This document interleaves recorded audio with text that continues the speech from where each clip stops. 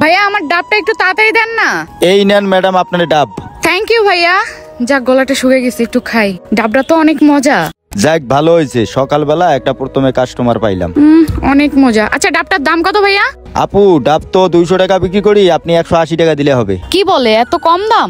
আপু আপনি আমার প্রথম কাস্টমার তো, আপনি আমার 180 টাকা দিলে হবে। আচ্ছা ঠিক আছে ভাইয়া, দিচ্ছি। আরে আমার কাছে তো মনে হয় 100 টাকা আছে, এটাই দেই। এই নেন ভাইয়া। কি ব্যাপার, আপনি 100 টাকা দিলেন যে, আর 80 টাকা কোথায়? ভাইয়া আমার কাছে তো 8 টাকা নাই, বাসা থেকে আসার সময় টাকা আনতেও ভুলে গেছি। আপনি একটা কাজ করেন, আপনি এই চেনটা রেখে দেন। এটা কোনো সাধারণ চেন না ভাইয়া। কি বলেন, চেন দিয়ে আমি কি করব? ভাইয়া আপনাকে তো আমি বললাম আমার কাছে এখন টাকা নাই, আপনি এটা রেখে দেন, আমি পরে টাকা দিয়ে এটা নিয়ে যাব। না আপু, আমার চেন মেন লাগবো না, আমার টাকাই লাগবো। এই চেন আমার কাছে থাকলে হারাই যেতে পারে। আরে ভাইয়া বুঝেন না কেন, আমি আপনার রেগুলার কাস্টমার। একটা দিন চেনটা রাখেন, আমি কালকে টাকা দিয়ে নিয়ে যাব। বুঝতে পারছেন ভাইয়া? আপনার 80 টাকা আমি মেরে দিব না। আর আপনার যদি আমার প্রতি বিশ্বাস না হয় তাহলে এই চেনটা কাউকে দিয়ে দিয়েন। আর যদি এই চেনটা কেউ না নিতে চায় তাহলে কালকে আমি টাকা দিয়ে এই চেনটা নিয়ে যাব। কি আর করা যায় আপু, যেহেতু আপনার কাছে টাকা নাই, দেন চেনটা দেন। যাই হোক আপু, গরিবের হক মেরে আপনার কোনো লাভ নাই। আর একটা কথা মনোযোগ দিয়ে শোনেন আপু, আমি কিন্তু গরিব মানুষ, আমার টাকাটা মাইরে দিয়েন না, কালকে মনে করে আমার টাকাটা দিয়েন। আমি যদি পারি কোনো কাস্টমারকে দিয়ে দিব, তখন কিন্তু আপনি মাইন্ড করবেন না। আচ্ছা ঠিক আছে ভাইয়া, আমি মাইন্ড করব না, আপনি ভালো থাকেন। আল্লাহ হাফেজ, যান তাহলে। আচ্ছা আসি ভাইয়া। এই চেন দিয়ে আমি কি করব? যদি কোনো কাস্টমারকে না দিতে পারি, আপু আসলে আপুকে দেব। প্রচুর গরম, অনেক রোদ উঠছে, ডাবের পানি খেতে হবে। ভাইয়া ভাই আমাকে একটা ডাব কেটে দেন। আচ্ছা ভাই দিচ্ছি। ঠিক আছে ভাইয়া। ভাইয়া ডাব কাটতে কাটতে আমি একটু অনলাইনে চেক করি। এই নেন আপনার ডাব ভাই। থ্যাংক ইউ ভাইয়া। সকাল থেকে খালি 2টা কাস্টমারের কাছে ডাব বেছিলাম, আর কোনো কাস্টমার নাই নাকি? যাক ডাবটা কচি দিছে। আপনার ডাবের দাম কত? ভাইয়া 180 টাকা ডাব বিক্রি করতাম, তা সকাল থেকে কোনো কাস্টমার নাই, আপনি 150 টাকা দিয়েন। আচ্ছা ঠিক আছে, অনেক সস্তায় দাম। এই নেন 50 টাকা দেন। কি ব্যাপার, উনি আমাকে 200 টাকা দিল, আমার কাছে তো ভাঙতি নাই। কি ব্যাপার ভাই, ভাঙতি 50 টাকা দেন। ভাই আমার কাছে তো ভাঙতি টাকা নাই, তা আপনি আমার এই চেনটা রেখে দেন। পরে এক সময় আসলে এই চেনটা আমাকে দিয়ে পরে 50 টাকা নিয়ে যান। আর চিন্তা করেন না, আমি সবসময় দোকানেই থাকি। আরে ভাই আপনি এই চেনটা কোথায় পেলেন? কেন ভাই, কোনো সমস্যা? না কোনো সমস্যা নেই, এটা তো স্বর্ণের চেন, এটা আপনার কাছে কোথা থেকে আসলো? কি এটা স্বর্ণের চেন? কি বলে এটা, আমার তো বিশ্বাস হচ্ছে না। হ্যাঁ ভাই, এটা একটা স্বর্ণের চেন। এটা আপনি বিক্রি করতে চাইলে 1 লাখ টাকার মতো বিক্রি করতে পারবেন। আপনি কিনা আমাকে মাত্র 50 টাকার জন্য দিয়ে দিচ্ছেন? মাথা মুথা তো ঘুরতে আছে, কি বলতেছেন ভাই? আসলে কি এটা সত্যি স্বর্ণের চেন? না ভাই, আপনি মিথ্যা কথা বলতেছেন, আমার এটা বিশ্বাস হতেছে না ভাই। আপনাকে দেখে ভদ্রলোক মনে হচ্ছে, আপনি এত বড় মিথ্যা কথা কেমনে বলতেছেন ভাই? আমি গরিব বলে আপনি আমার লগে মজা করতেছেন না? আরে আমি আপনার সাথে কেন মজা করবো, আমি তো সিরিয়াস বলতেছি। এটার দাম 1 লাখ টাকা। আর এটা আপনি যে কোনো স্বর্ণকারের দোকানে নিয়ে গেলে 1 লাখ টাকা না দিলে 80,000 টাকা চোখ বন্ধ করে দিয়ে দেবে আপনাকে। বুঝতে পারছেন আপনি আমার কথা? তো আপনি একটা কাজ করেন, এটা আপনি আমাকে না দিয়ে এখনই দোকানে নিয়ে যান।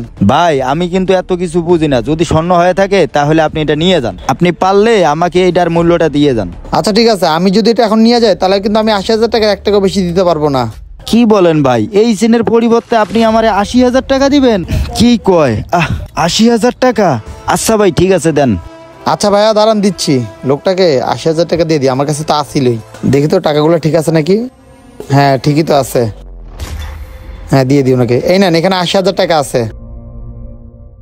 আল্লাহ, আমি এটা কি দেখছি? 80,000 টাকা! এতগুলা টাকা একবারে আমি কখনো দেখি নাই। ভাই আপনি আপনার টাকা পাচ্ছেন না, তাহলে এখন আমি গেলাম। আচ্ছা ভাই যান, ভালো হয়েছে, টাকাটা আমার অনেক উপকারে লাগবে।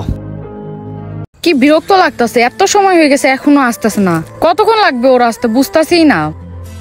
মেজাজটা অনেক গরম হয়ে যাইতেছে, এখনো আসতেছে না। এত লেট হইলো কেন তোর? কি ব্যাপার, চাঁদনির আবার কি হলো? আচ্ছা একটা সত্যি কথা বলতো, এই চেনটা দিয়ে আমাকে ডাবলার কাছে পাঠাইলি, আবার তুই সেই চেনটাই এতগুলা টাকা দিয়ে ডাবলার কাছ থেকে নিয়ে আইলি, ব্যাপারটা কি? আরে ও আমাকে প্রশ্ন কেন করতেছে? আর বাই দা ওয়ে, আমি যখন তোর কাছে বলি 1-2 হাজার টাকা ধার দিতে, তুই তখন বলিস আমার কাছে টাকা নাই নাই নাই। আর তুই শুধু শুধু ওই লোকটাকে এতগুলা টাকা দিয়ে আসলি কেন? আমার সামনে ফকিন্নি ভাব দেখাস, আর তলে তলে তুই বড় লোক। আর নয় তুই চুপ করে আসিস কেন? কাহিনীটা কি খুলে বলতো। আরে চাঁদনি, আমি এখানে এসে দাঁড়াইছি, তুই তো আমাকে কথা বলার সুযোগই দাস না। আমাকে তো বলতে দে, তারপর না হয় তোকে বলবো। আচ্ছা কি বলবি বল। সত্য কথা বলতে চাঁদনি, ওই ডাবলাটা অনেক বড় একটা বিপদে আছে। ও বিপদে পড়ছে? তুই কিভাবে জানিস? তুই কি কোনো জ্যোতিষী হয়ে গেছিস নাকি? তুই তো সবার মনের কথা জানিস, তার মানে তো তুই খুব তাড়াতাড়ি ভাইরাল হয়ে যাবি। আরে না তেমন বিষয় না। তাহলে শোন কি হয়েছিল। আরে এই সময় আবার কে ফোন দিল? নাম্বারটা তো চিনি না, ধরি তো। হ্যালো, কিরে তানবীর, ফোন দিলি কা?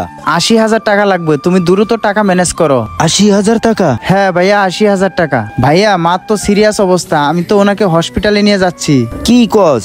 টাকা না ম্যানেজ করলে মাকে বাঁচাতে পারবো না। কার কাছে এখন আমি 80,000 টাকা চাবো তুই বল? তানবীর, এখন তো শীতের দিন, আমি 80,000 টাকা কোথায় পাবো? বর্তমান তো ডাব আগের মতো বেচা কিনা হয় না। 80,000 টাকা কি মুখের কথা? তুই কোথাও থেকে ম্যানেজ ট্যানেজ কর ভাই, আমার কাছে হইলে আমি পরে পাঠাই দেবো। বর্তমান আমার দোকানের ডাব ঠিক মতন বেচা কিনা হচ্ছে না। তুই একটু কষ্ট কইরা চাচা চাচিরে বল, পরে আমি দেখতাছি। ভাইয়া আমি সবার কাছে জিজ্ঞাসা করছি, কারো কাছে টাকা নাই। আচ্ছা ভাই রাখিয়া দাও। হ্যাঁ আচ্ছা ভাইয়া, তুমি কষ্ট করে টাকা পাঠায় দাও। আরে এটা আমি কি শুনতেছি, ডাবলার মা অসুস্থ? ঠিক আছে ভাইয়া, রাখি। হে আল্লাহ, এতগুলা টাকা এখন আমি কোথায় পাবো? আমার বয়স্ক মাটাকে যেভাবে হোক বাঁচাতে হবে। আল্লাহ, যে কোনো ব্যবস্থা একটা করে দাও আমারে। আল্লাহ, আমার তো মাথায় কিছু ঢুকতেছে না। যাই হোক, লোকটাকে হেল্প করা দরকার। অসহায় মানুষদেরকে হেল্প করলে আল্লাহ তাআলা খুশি হয়। এক কাজ করি, এইভাবে হেল্প করবো যেন উনি না বুঝতে পারে। কি বলোস? এই ঘটনা ঘটছিল? আমি তো শুনলাম না।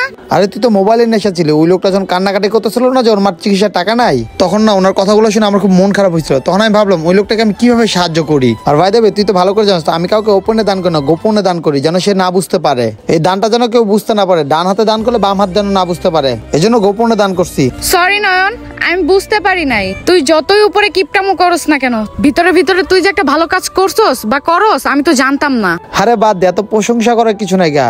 এটা আমার মানুষ হিসাবে একটা কর্তব্য ছিল। চল। এইদিকে কোথায় যাস? এইদিকে চল। আজকে তুই একটা ভালো কাজ করছস, তুই ট্রিট দিবি, ফুচকা খামু, চল। ঠিক আছে চল। বন্ধুরা, আমাদের এই বাংলাদেশে অনেক মানুষ আছে যারা টাকার জন্য তাদের আত্মীয় স্বজনের চিকিৎসা করতে পারে না, অকালে তাদের মৃত্যু হচ্ছে। আমরা চাইলে কিন্তু তাদের পাশে গিয়ে দাঁড়াতে পারি। এই ভিডিওটা ভালো লেগে থাকলে অবশ্যই টাইমলাইনে পাঠিয়ে দেবেন। ধন্যবাদ সবাইকে ভিডিও দেখার জন্য। নতুন কেউ থাকলে অবশ্যই আমাদের ফলো করবেন।